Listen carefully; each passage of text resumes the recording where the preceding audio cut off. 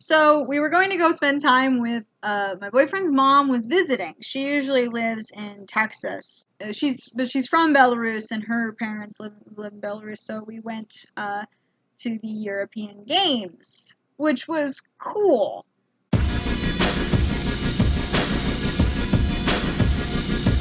The European Games were kind of like the Olympics, but just for Europe, kind of a chance for like the continent to just kind of get together and play some sports and feel some camaraderie. And we got there. It was kind of interesting timing. We got there on the last day for the closing ceremony, which I thought was cool because I don't really care about sports. You know, I'm not that person who's like, sports ball. Like, I recognize that it is fun and it's a thing a lot of people care about, and I understand why they care about it, and like, I recognize how someone could like it, and that's a big part of a lot of people's lives. But I'm just not that interested. So I was fine actually missing the games themselves, but seeing the closing ceremony was cool because it meant that we got to see these these displays of Belarusian culture because Belarus was hosting the games. So let me set the scene for you a little bit.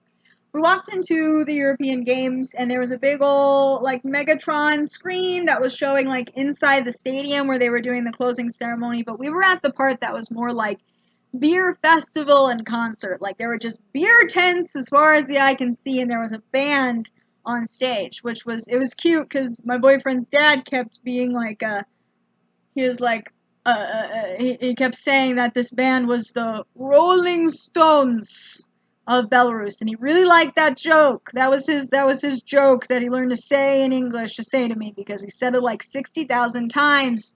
And that's how I learned that dads are literally the same in every country. They will come up with a good joke, and they will latch onto that joke for the rest of your life. Dads are the same everywhere. So we went to go see the concert, which was cool, and this basically like beer festival.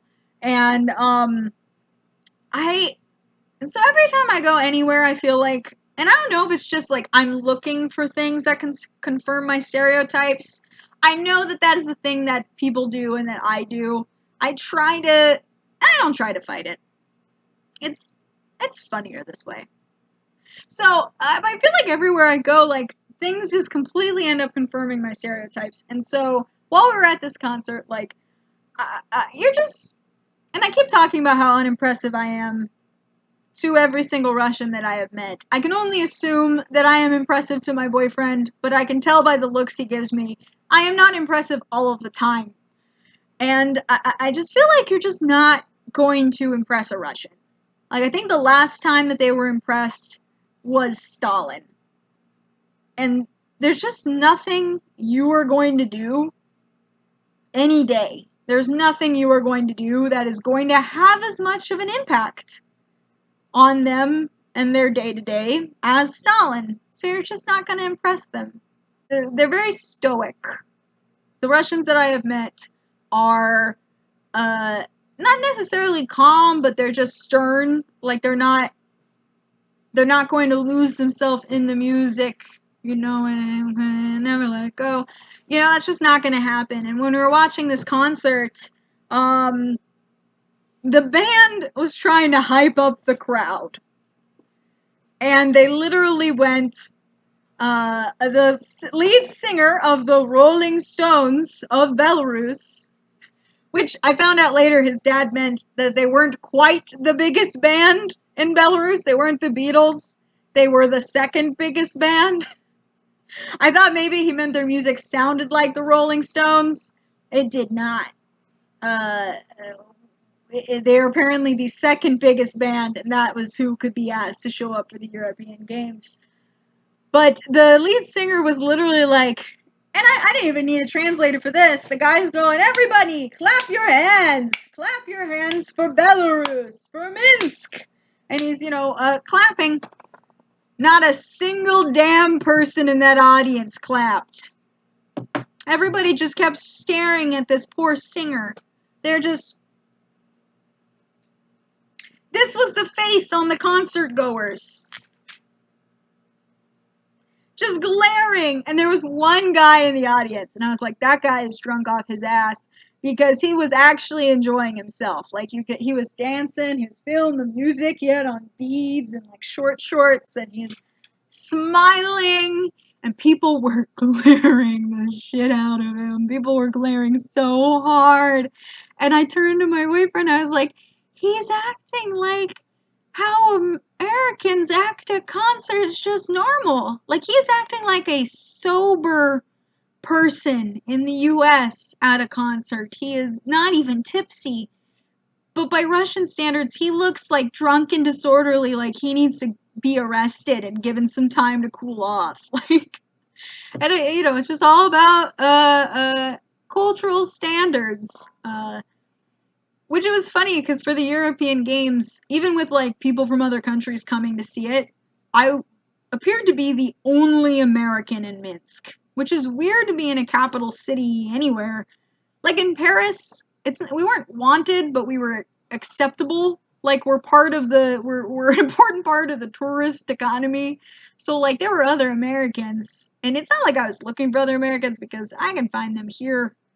I can go outside and talk to other Americans. That's not why I go to other places, but it was just weird to be literally the only one.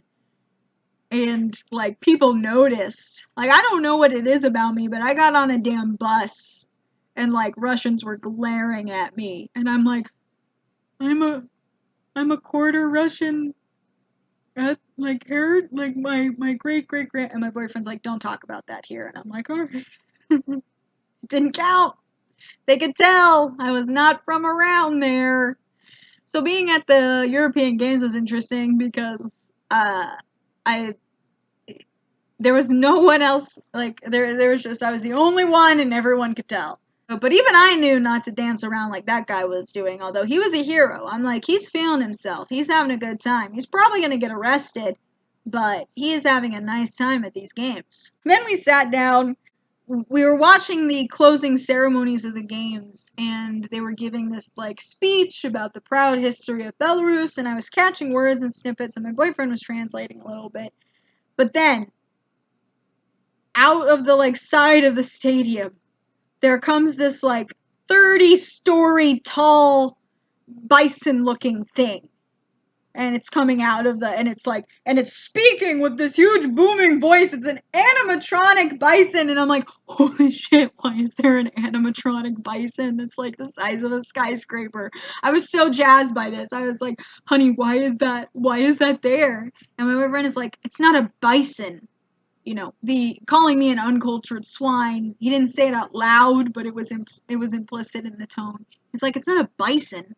And I'm like, well, what is it then? And he goes, it's a wisent. And I'm like, that sounds exactly like bison. You're messing with me. And he's like, no, it's a wisent. He's like, it's a type of animal that's native to Belarus and not really anywhere else.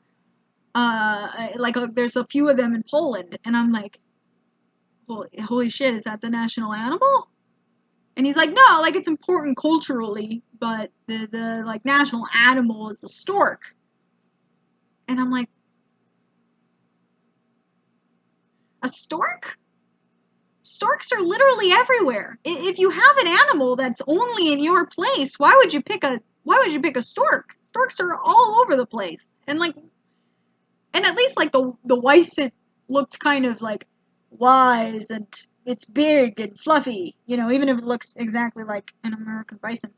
I'm like, why would you then pick a bird that's goofy looking and has... I'm like, what is the symbolic resonance of that? He's like, I don't know. They had to pick a national animal in the 80s, and this is what they picked. And I'm like, it gave me a theory that you can only really understand a country, not even if you live there. Like, I think if you could go somewhere and live there for decades and decades, you could still not really understand it. The only way to really understand a country is if you work in the, like, middle level of its bureaucracy. Like, high enough that you are in these, like, nitty-gritty decision-making meetings. Like, whatever the meeting was, where they were pitching ideas for the national animal, and somebody was like, how about a stork? Nobody's going to have a problem with a stork. And you ever had a problem with a stork? Everybody likes storks. And just somehow during the course of those meetings, stork is what stuck.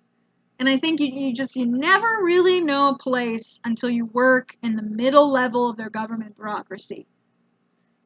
So we were watching the Weissant, and I felt ill. I had drank so much. I was still tired out because we never really had a chance to rest from the plane. And I drank a lot. And I'd been given more to drink because the European Games looked a lot more like a beer festival than a sporting event. Which I guess that's just everywhere. That's not it's like a Belarus thing. That's like everywhere. Sporting events look like an excuse to drink beer. So I was sitting there with like this huge beer, and I was like, I can't do it. I can't. It's like I can't do this. And like a big plate of greasy fries, and I'm like, oh. And my boyfriend's mom is like, what's wrong? And I was like, oh, I don't feel good. I don't feel very good at all. And she says, oh, okay. We'll get you something else to eat. And she sends my boyfriend to go get me more fried food.